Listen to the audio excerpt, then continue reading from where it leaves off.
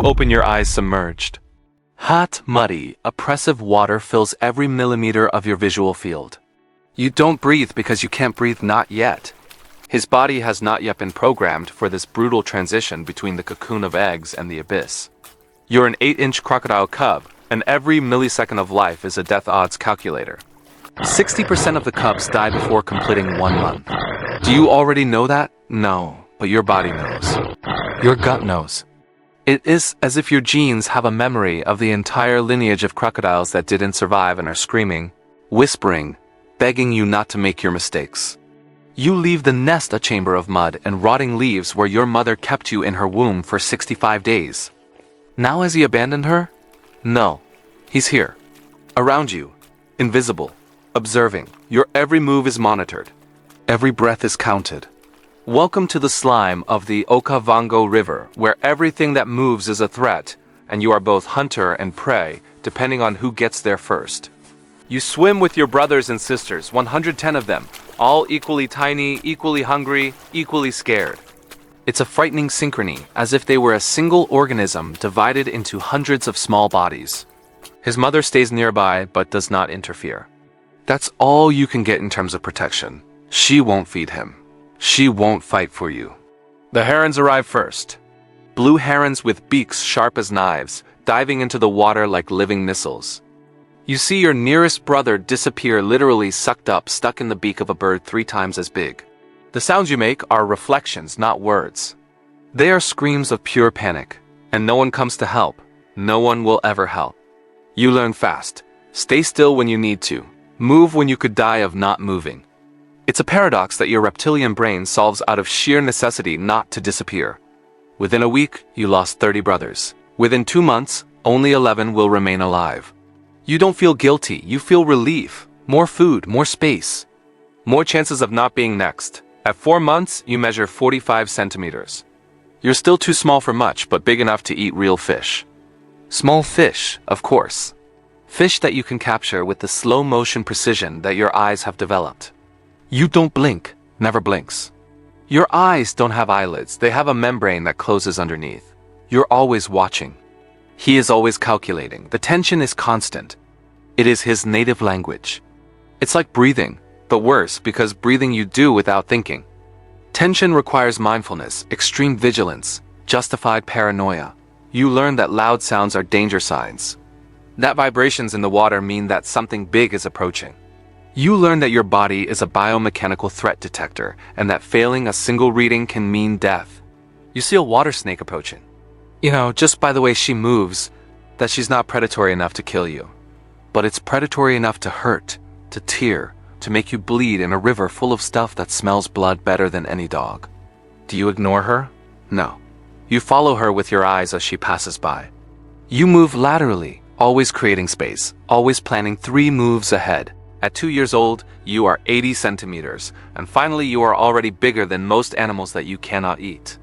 You can eat whole frogs. Can you hunt young catfish? You can even steal a meal from another smaller crocodile, a 1-month-old baby that you both know won't survive long. Anyway, but now you face a hierarchy. The males bigger than you. The males are much larger. The males who have scars, who have jaws that close with 1,500 pounds of force, who have territorial dominance as their religion. You can be born in a specific river, but that river already has an owner, multiple owners, all willing to kill you if you provoke. Then you learn to be invisible. You stay in the shallows where the big ones can't comfortably turn around. You bury yourself in the mud during the day. You hunt at night, when most of your predators, the ones that look like you, but bigger, are sleeping. You are not calm. You are an assassin in training who is still too scared to act as such. At the age of 5, you measure 1.5 meters and you are finally a real predator. You can eat whole birds. You can eat small mammals. You can hunt in groups when you need to, although groups of crocodiles are more of a fragile truce than true cooperation. You are a professional soldier now, but a soldier who must be doubly vigilant because your allies are also your greatest rivals. Their first big game is a yellow-snouted caiman. He's another young crocodile, but bigger than you, and he's injured. You saw when a hippo tore your back apart weeks ago. He weakened. He lost speed. Now it's time. You approach in absolute silence. There is no sound. There is no unnecessary movement. Your tail, which was your defense weapon when you were little, is now your hunting tool. You bring his face closer from below. You open your mouth at an angle that no mammal can replicate, and then you close. The feeling is better than anything you've experienced. It's life. It is death.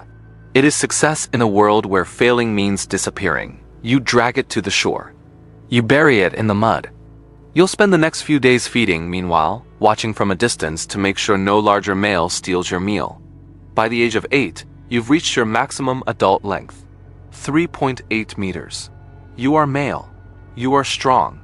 You are now a respected hunting machine.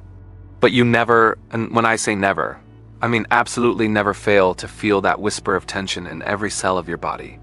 You never stop calculating. When there's a herd of wildebeest coming to drink water, you feel the vibration from miles away. You position your body so that only your eyes are above the surface. You wait, hours, whole days you can stay still because you know that patience is your superpower. The wildebeest always arrives, the hippo always comes back, the gazelle always needs to drink. But there's always someone greater.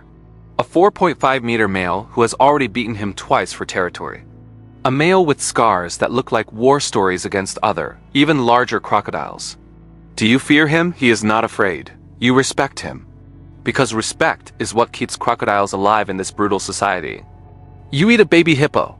Did you know it was a puppy? Yes. Did you know that the mother would come? I knew it too. You ate anyway because hunger is democratic and death has no room for ethics. The mother hippopotamus finds him. It weighs 5 tons. She sees her son trapped between her teeth. She screams in a way you've never heard in 30 years of life. There's something in that scream that hits different parts of you, but there's no part in you that feels remorse. Because remorse is a luxury of herbivores. You are a carnivore.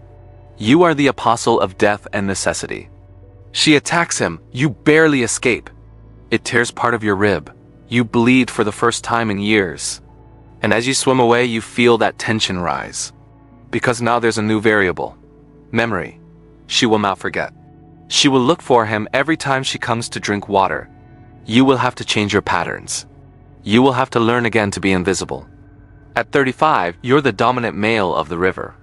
You have conquered your territory through pure survival and will. You are allowed to procreate. You have the right to occupy the best hot water pits during the drought. You are a lesser god in your little kingdom. But there is a changing climate. There is drought. The river shrinks. Space shrinks. All the crocodiles are here now, the biggest, the smallest, the hungry, the injured, and none of them want to share. You fight. You fight a young male who should be scared of you. He is not afraid. He is desperately hungry. The water is low. It's been 40 years since you've seen days like this. He comes for you, you defend yourself, but you're tired. For the first time in decades, you feel it. Tiredness. Death approaching not as a possibility, but as a certainty. You're hurt. You're weak. The young male has the advantage. As you struggle in the mud of the river, you see something you never thought you'd see. The end. Not as an abstract possibility, but as an imminent reality. Your teeth hurt less. Its strength fails. That tension that kept him alive, that tension that was his superpower, now fails him because there's no energy left to keep it. You can escape. Just for now. You know he'll come back. You know this will be your last summer on this river. You spend your last years in a deep grave, away from the struggle. You see other crocodiles in your territory now. You see that young male who almost killed him taking his place. And you don't feel anger. You feel relief. Because the tension finally begins to subside. You are not calm. You have never been calm. But as life abandons you, you understand one thing. The calm that humans seek. You have experienced the exact opposite of that. Every second was calculation. Every breath was war. Every beat of his heart was a vote against death. You were a perfect soldier in a world that never asked for clemency. If you want to understand what it would be like to live in this reality as brutal as this, comment there which other animal you want to see in your world of constant tension. And take advantage and subscribe, because in the next video you will find out which creature lives in an even worse tension than crocodiles.